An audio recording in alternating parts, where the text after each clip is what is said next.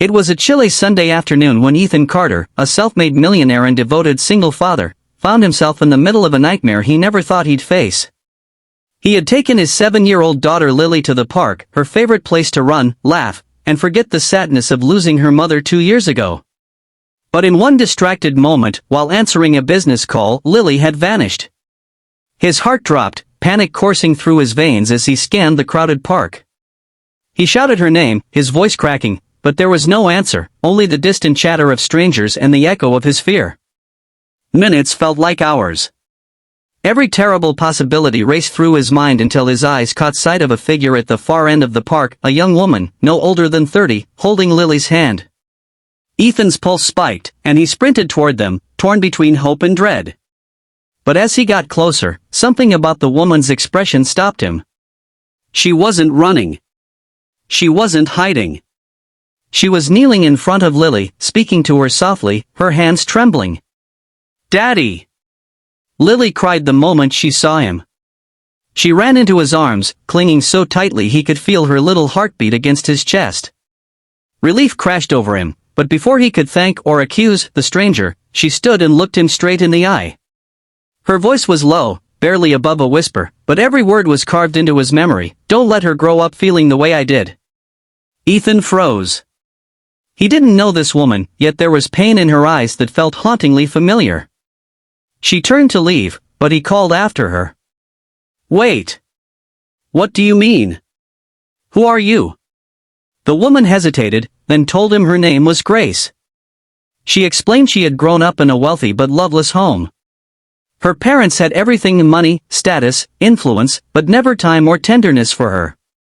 She saw Lily sitting alone on the park bench, tears in her eyes, and something inside her broke. "I saw myself in her," Grace admitted, voice shaking. "I didn't know who she belonged to, but I couldn't walk away. I just needed to tell her she's loved." "Needed to tell you." Ethan stood silent, guilt gnawing at him. In building his empire, he had worked tirelessly to secure Lily's future, but in doing so, he'd often missed school events, bedtimes, and little moments that mattered more than any boardroom meeting. He thought giving her everything material was enough. Grace's words pierced through his pride like sunlight through fog. Instead of walking away, Ethan invited Grace to join them for coffee. At first, she resisted. She wasn't looking for thanks, but eventually agreed. Over steaming mugs, she shared pieces of her life, being sent to boarding schools, feeling invisible in her own home, learning too late that love couldn't be bought. In return, Ethan opened up about his own fears raising Lily without her mother, feeling like he was constantly failing despite his best efforts. That conversation became the start of something unexpected.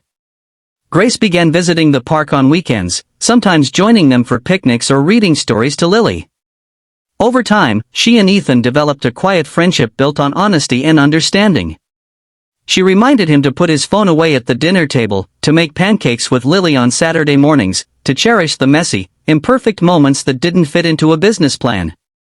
Months passed, and Ethan noticed changes, not just in Lily's laughter, which became brighter, but in himself. He began turning down certain deals to be present for her milestones, from dance recitals to spelling bees. He found joy in being just Dad instead of Mr. Carter, CEO. And all the while, Grace's presence became a steady light in their lives, not replacing the love they had lost but adding something new, something healing. One evening, as they all sat watching the sunset from Ethan's balcony, Lily climbed into Grace's lap and said, "I'm glad you found me that day." Grace's eyes welled up, and she glanced at Ethan. He reached over, taking both of their hands. "You didn't just find her," he said softly. "You found us." By the end of their story, Ethan had more than just wealth. He had learned the value of slowing down, of holding on to the people who mattered, of choosing presence over possessions. And for anyone hearing his journey, the message was clear: success means nothing without love to share it. So if this story touched your heart, remember, some moments are worth more than a lifetime of riches. Cherish them. Hold them close. And never wait for a stranger's whisper to remind you. Ethan didn't realize how much that single encounter had shifted the course of his life until months later. The once lonely millionaire who buried himself in board meetings and investor calls now found himself looking forward to school runs, late-night movie marathons with Lily, and the occasional surprise visit from Grace. One rainy Friday evening, Ethan arrived at Lily's school for a father-daughter talent night. In the past, he might have sent his driver or asked his assistant to record it. But this time, he was in the front row, umbrella still dripping, suit jacket discarded, heart full. Lily spotted him instantly and waved so wildly she nearly dropped the microphone. She sang a simple, sweet song about home, not a place, but a feeling, and halfway through, she ran off the stage to pull Ethan up beside her. Standing there with her tiny hand in his, Ethan's eyes blurred. He could feel dozens of parents watching, but all he saw was Lily smiling like he was the whole world. Grace, sitting quietly at the back, captured the moment on her phone, her own smile soft and knowing. After the event, Ethan walked them both to the car. The rain had slowed, and streetlights reflected in the wet pavement like little stars. Grace hesitated before saying goodbye, and there was a vulnerability in her eyes Ethan hadn't seen before. "I've been meaning to tell you something," she began.